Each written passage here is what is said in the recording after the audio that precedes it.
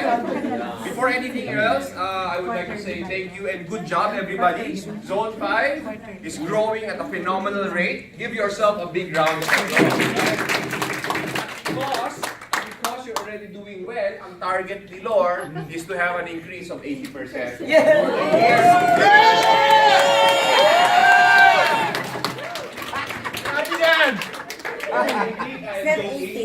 I am not. And then there's a reason for that. Zone 5, or the Zone of Lore, has the highest growth targets for 2019 at 80% because we truly want to be able to help more people in South Luzon. I have been with AXA for now this year 14 years. And ever since, South Luzon has been predominantly the same places, and we have not really increased our footprint, and hence we cannot serve more families and more people in South Luzon. Yes? Yes. If you look and compare that to North Luzon, halimbawa, when I first came to AXA, it was Dau, Tarlac, Dagupan, and Baguio.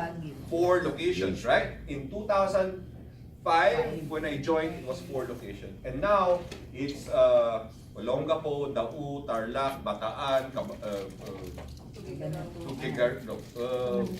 tumataas ako eh. Saan ako? Bataan, Urdaneta, Dagupan, La Union, Baguio, Santiago,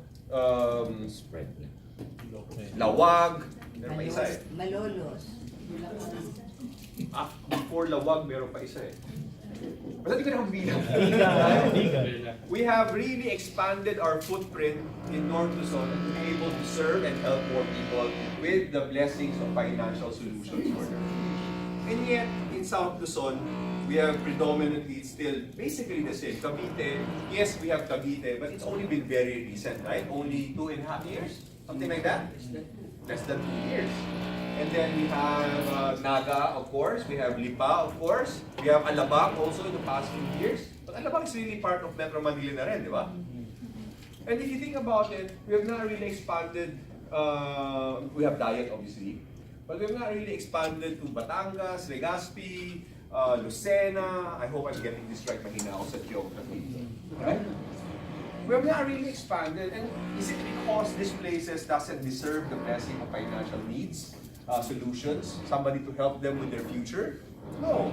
So I really want to be able to increase our footprint into South Luzon so that when I go driving down the south, so whenever I go driving down, go up the north, AXA. And that is the reason why, without joke, Zone 5 has the biggest target growth for AXA agency, because I do believe that the people down south also deserve the opportunity to have financial solutions. Because I do believe that what we do is really help people secure their financial future. And we have to believe that as leaders of this industry, you have to believe that what you do is not just sell a product. It's not the same as a Coca-Cola or a Yossi or a cake. Right? It's something that currently people may not even want, or they may say they don't need. But that's the beauty of it, because when you need this product, you cannot buy it anymore. And the people deserve to have the blessing to have financial security in their future. Because somewhere along the line, when they age, when they get mature, when they get a family, they have kids, they will go look back at some point in your life. They will think, "Dapat pala kumuha na ako dati." Because most people who matures in life have that thought, sayang. You know, if I did something different sana 20 years ago, I set aside something, I would have been better off today. Yes, no? Yes. People do that. But they may not know yet at this moment in time that they need you. They need your services. They may not want you there, but definitely they do need you there. And that's what we are here for. This is our noble profession. This is what we do. And I want to really reach out to more and more people down south. I've earmarked a few branch offices to be opened in South Luzon, and I really want to be filled with many people so that we can help as many people as possible. They're huge cities, great populations, great people. who do not have access to the services and solutions that AXA can provide, that you can provide for them. Are you with me? Yes. This is what we do. So the growth of 80% is a symbolic number. It doesn't matter whether it's 80, 60, 90, whatever. Ultimately, what we do is not just about hitting targets, but we have to focus that when we succeed, we also help other people succeed in life, not in work, but in life. That's a big difference. All our times in this world is limited. None of us will live forever, yes? Yes. And we cannot take whatever we have with us also. Yes. And ultimately, we have to believe, each one of us have to believe that when, believe in one, that when the time comes na wala na tayo here, that the world is a better place because of us. There is no sense accumulating billions in wealth, and when you go, people say, he's very rich, but the world is worse off because of him. Your legacy will not be good. And the beauty of our industry is when we succeed, it is only possible by helping more people secure their future. The growth is not the issue. The belief is the issue. So if I ask you individually, kaka-award lang, manpower, activity, ratio, case productivity, case count, and case size, MPVI. If I ask you today, can you grow your business individually, your own units, by at least 80%? Yes or no? Individual answer. 1, 2, 3. Yes. Because what you believe has power. If you believe you can do it, you are right. Sinabi ko yan kahapon, di ba? If you think you cannot do it, you are also right. You are always right. That's the beauty of it. You're always right. But what you believe in dictates what direction you will go. You will always be right. That is what you call a self-limiting belief. In our country, that's very strong. Unfortunately, we have a culture of a self-limiting belief culture. What do we say to children? Ano sinasabi nun? Who has kids here? Raise your hand. Who has kids? What do we say if your kids start running around in the house? Madadapa ka pa? Di ba pwedeng tumakbo lang siya? Hindi madapa. Kailangan madapa talaga. Diba? What else? Because what you believe, you are right. You prophesied.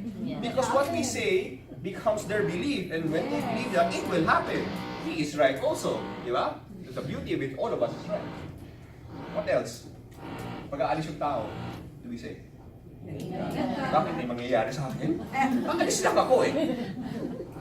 The culture of a self-limiting belief is very strong in our country. Before you even try, hindi na natin kaya. Di ba? What happens when you tell your friends? When you were going to school, mag-ano ako, mag-architecture, or magdo-doktor ako, gusto ko maging doktor. Anong tanong? Ang sagot pa sa'yo is, kaya mo yan. Or ang sagot commonly is, kaya mo ba yun? Kaibigan ba kita? What is the normal answer? Be honest. It's not about the quality of friends we have, but the culture that we have. We have a very self-limiting belief culture. Hindi pa sinisimulan, hindi pa sinisubukan, hindi na kaagad kaya. So if you believe you can do it, you are right. And if you believe you cannot do it, you are also right. If you want to grow your business 10-folds, 5-folds, who is there? Who's the only person in this world who can tell you na hindi mo kaya? That will be correct. Only yourself can tell you na hindi mo kaya, that will be correct. Because what you think, if you think you can do it, you are right. And if you think you cannot do it, you are also right. In your planning today, it's been a full day, I'm sure, for you guys. So I will leave you a few quick messages. In your planning, you have made your own plans, you have made your own aspirations. I will ask you a few things. Number one, did you assess yourself critically? So that you can improve specifically. I will repeat. Did you assess yourself critically so that you can improve specifically? Ang ibig sabihin lang nun is, are you being honest with yourself? Sometimes we do a plan. Oh, we will do this, gagawin ko. It doesn't happen. And then we blame everybody else, everything under the sun. Umulan. Umaraw. Mainit. Malamig. Maliwanag. Madilim. Kahit saan, kahit ano, ang pwedeng sisihin except ourselves. Assess critically because sometimes the problem is you. I will repeat that. Assess yourself critically, the results critically, be honest with yourself. Critically means being honest. It's not being bad or negative, it just means being honest. Assess yourself critically because the problem could be you. And you know what the problem of that, if you are the problem? Ano yung masama doon if you're the problem? Wherever you are there. Make sense? Yeah. If you are the problem, kahit saan ka magpunta, nandun ka. So you will bring the problem with you wherever you go, whatever you do. Because if the problem is you, I'm not saying the problem is you. I'm saying if the problem is yourself. The beauty of this realization is that if you assess yourself critically, that I could have done a little bit more. I could have exerted a little bit more effort. That at the end of the day, my destiny is in my hands and it's not anybody's hands. Then you are breaking that self-limiting belief. You are now changing, affecting your life for the better. Assess things critically so that you can improve specifically. So my challenge to you is simple, right? You did a planning. What will be the difference tomorrow? Ano magbabago bukas? Yeah, you guys know the right answer, di ba? The question is it really true? Most people do planning and the same habits of yesterday is the same things that will happen tomorrow. Yes? Yes. How many, and hand on heart moment, be honest with yourself. This answer is not for me, this is for you. This is for yourself. Assess yourself critically. How many of you had a recruitment meeting in the month of January? Sino, yes or no question lang, sino meron? Right, very good. Who had at least 2 recruitment meetings in the month of January? Kasa kamay? Was 3. So it's getting less and less, right? But the challenge is simple. If you were the people who did not raise their hands, what will change tomorrow? What's the sense of planning success in our lives if nothing will change? Yes? Does that make sense? Yes. Right? Aside from Lawrence, does it make sense? Yes. If you want to have more people and more manpower and yet you did not have any meetings for recruitment, and then you do a planning and then say, yes, naglalaki yung team ko, and yet you do not change anything at wala pa rin kayo i-meet to do an AXA Discovery Day, magbabago ba ang resulta? Hindi. Hindi. If you did 1 before, maybe you can do 2. If you did 2, maybe you can do 3. If you do 3, maybe you can do 4. The competition is not other people, guys. The competition is yourself. Sino ang pinakamay mataas na manpower ulit kanina? Si Agnes. Taas ka. Tayo ka, Agnes, please. Tignan natin si Agnes, everybody. Let's look at her. From head to hips. Grabe ka mo, di ba? Sexy. From head to hips. Paikot. Smile. What's... Anong kakaiba sa kanya? Maliit. That's a description, di ba? Kakaiba sa Fair enough. Small but terrible, right? That's a compliment. What's different about her if you compare her to yourself? Only the results. Physically. What's the difference? Tatlo ba kamay niya? Hindi. Baka nakatago sa likod. Physically mo. 4 ba ang mata? Hindi, alam ko na. 12 ang daliri mo. Tinatago mo lang. Thank you very much, Have a seat. Let's give her a round of applause. Ultimately, all of us are created equal. We have 2 arms, 2 legs, 2 eyes, 1 nose, 1 mouth, 2 ears. Some have hair, some not so much. But that's a periphery, right? Ultimately, we are all the same. If she can do it, you can do it as well. But what will change today and tomorrow after you've attended this session, after you've gone to the kickoff, after you've listened to me talk for the past 10 minutes, what will change? And if nothing changed, because you are not willing to accept or assess yourself critically that the problem could be you, that maybe you're not doing enough, or maybe you can do it better, Guys, I don't want you to work harder also. I want you to work smarter, right? But even that is a change. If our result will change, our actions will have to change. Okay? Assess yourself critically so that you can increase or improve specifically. Focus on a few things. That's my second message. First is assess yourself critically so that you can improve specifically. And the second one is focus on a few things. Okay? And stick to it. Focus on a few things and stick to it. There is no shortcut to success. There's no magic pill, magic bullet. It's all about hard work. It's about hard work and effort and dedication and commitment. It's all the boring stuff. If you can market, kung kaya ninyong gumawa ng isang produkto that when you drink this medicine, you will be instantly successful, you should be the richest man in the world. Correct? Cannot be. No such thing. Focus on a few things. If you assess yourself critically, focus on a few things that will give you impact and results. This impact and result will not come overnight. You have to be patient. You have to be patient. Everybody wants to be successful, right? Yes. Who wants to be successful? Taas ang kamay. Right? Everybody wants to be successful. But the question is, are you willing to climb the mountain to reach the peak of success?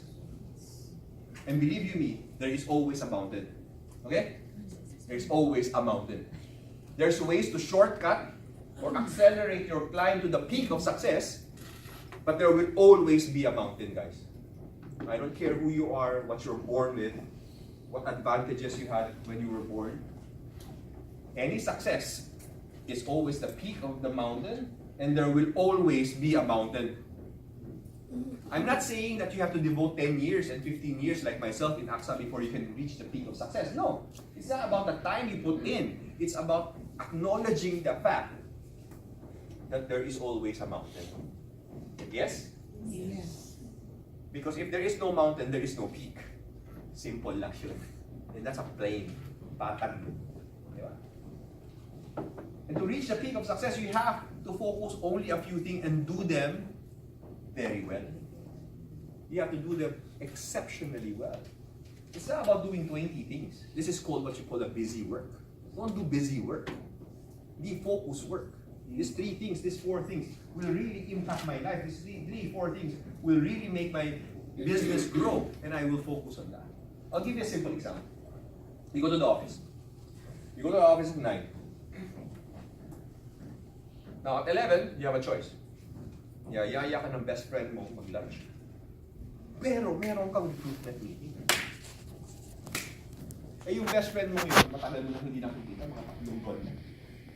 Which do you go to? Everybody knows the right answer, but do we really do it? O baka mahirap na choice yun. I'll give you a simpler choice.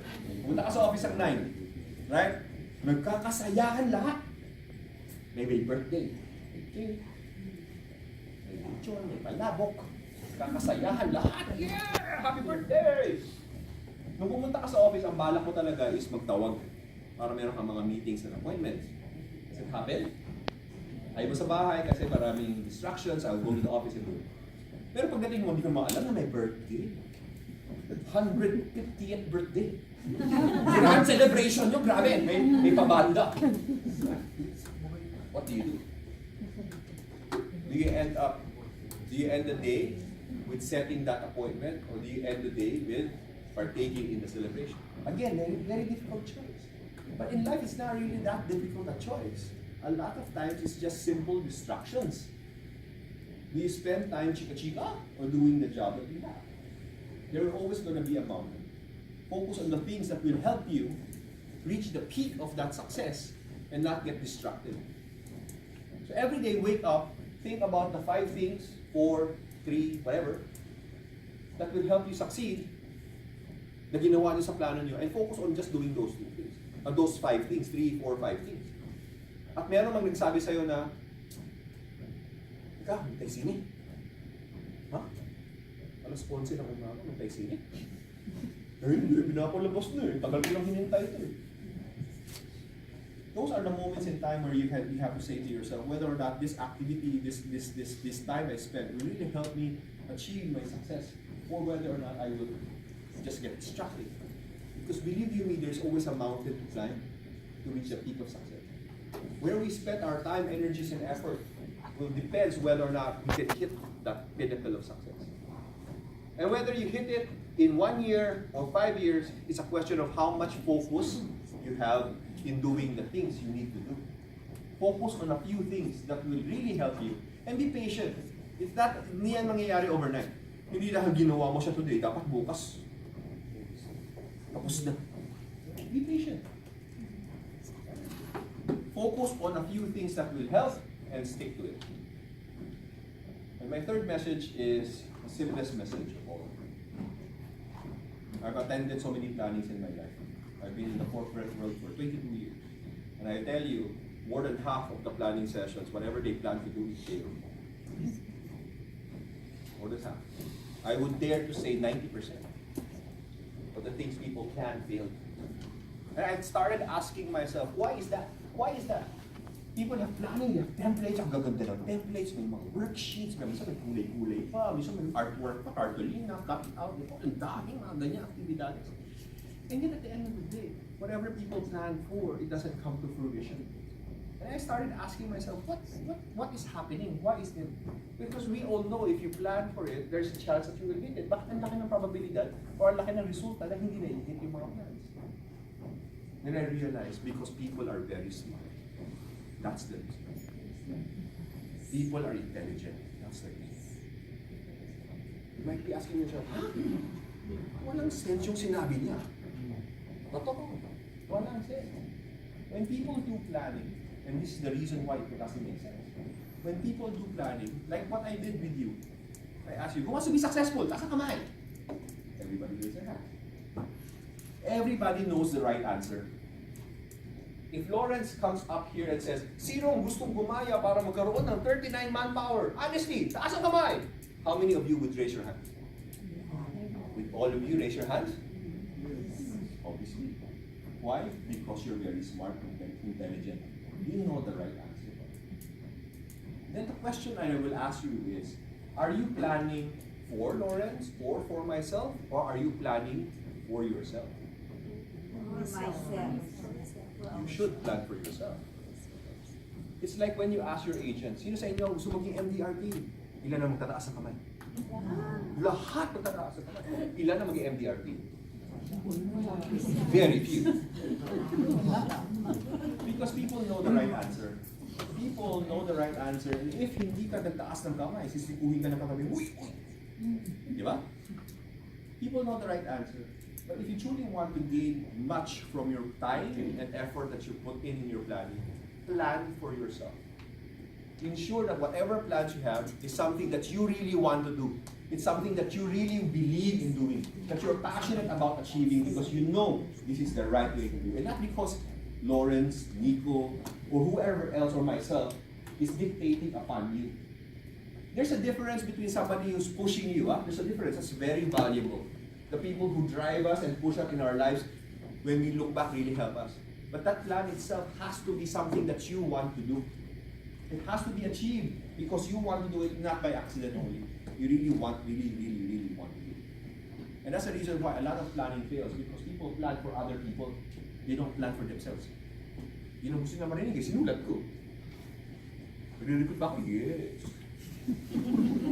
Mga tao ko ba mag-quick start? Yes. Magdadala ba ako ng tao sa AXA Discovery? Yes. Ilan? Ilan daw, ilan? Kasi sabihin ni Lawrence, o ikaw, ilan? Ilan?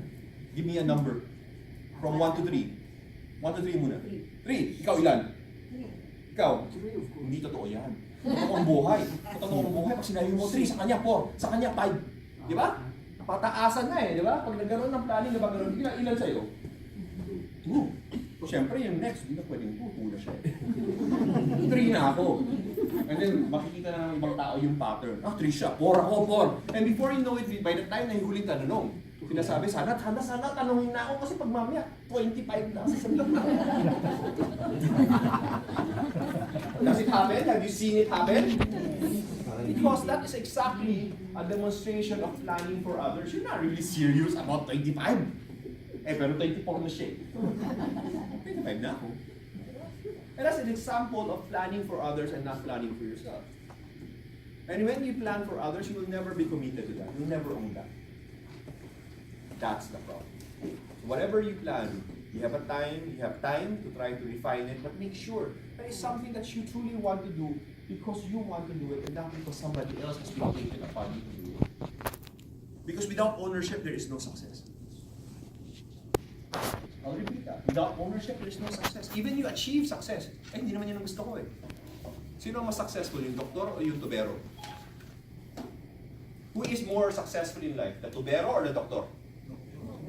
You may think it's the doctor, pero ang doktor, ang pangarap niya maging dentista. Kasi pinilit siya ng magulang niya maging doktor siya, pero ang gusto niya talaga maging dentista. Yung tubero, dati basurero. Gusto niya maging tubero. Sinong successful in life? You see the difference of what I'm trying to say. Plan for yourself. Plan for your own success and not for other people's success. And that's when you have a satisfaction. When you compete with others, because it's other people's plan, it is a finite battle, guys. It is a finite battle. Compete with yourself. That's an infinite battle. Walang katapusan yun. Find the satisfaction. Find joy. Not in beating your competition, but find joy in advancement. Being the better version of yourself year after year. So now, when you do planning, think about it. Is it your own plan or somebody else's plan? Because if it is your own plan, you will be energized by it. You will be excited to do it because it is your plan. It is your ambition. It is your aspiration and nobody else's. That will give you power, that will give you energy, and that will give you excitement to go out there and actually do it. But of course, when you plan, my fourth and last message, but of course, when you plan, don't plan small, plan big. Something that actually excites you. Right? That's what you call a big, hairy, audacious goal. Plan to achieve a goal that you are afraid of. And if you are not afraid of your goal, it's not big enough. Plan a goal that you are fearful that you will fail. I will repeat. Give yourself a goal that you fear you will fail. Because that fear will keep you on your edge to learn something new, to improve on something, to do a little bit of something more, because you have a fear that you might fail. It is your own plan, and it's big enough that if I don't do something more, I might fail. That will energize you and give you power to truly change the world. There is no sense aspiring for a goal na kaya niyong gawin kahit hindi kayo nag-isip, kahit hindi kayo nag-effort. How much satisfaction do you get from that? Honestly. How much satisfaction do you think you can get if your goal is so easy na kahit hindi kayo mag-effort, magagawa nyo? Think back when you were studying. My teacher, na kahit anong gawin nyo, papasa kayo. Meron ba ganun teacher? Yes. Professor, whatever. Meron ba ganun? Yes. Kahit pumasok ka, hindi ka pumasok, mag-test ka, hindi ka mag-test, papasa ka. Meron ganun, di ba? Bayad. Tapos, maluwag lang siya, naawa siya eh. Naawa siya sa mga estudyante dahil nagbayad ng matrikula ang magulang. Now, merong professor na terror. May terror teachers, right? Yes. Yung talagang kailangan mo maghirap, mag-aral, pumasok, mag-exam, pumasa, talagang alam mo ang ginagawa mo, kung hindi, bagsak ka talaga. Saan ka mas natuwa nung pumasa ka? Obviously. Right? Because if the goal is so easy, right, you do not get satisfaction. And then you are not in getting satisfaction, you will not be energized. Now that's what's in school. That's in school. In real life, it's even worse.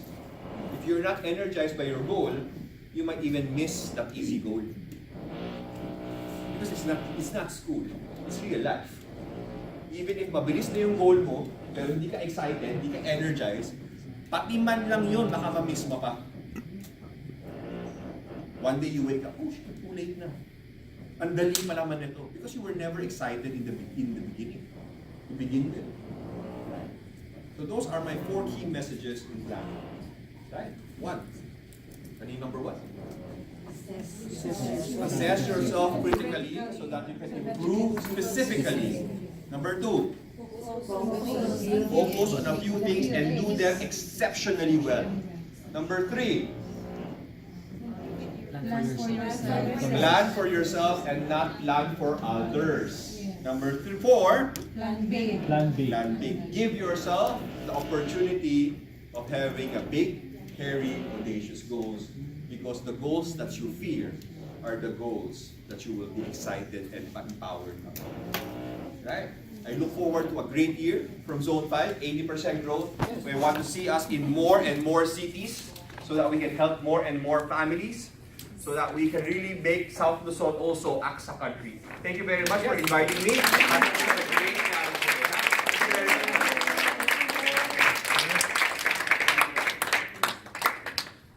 Okay, so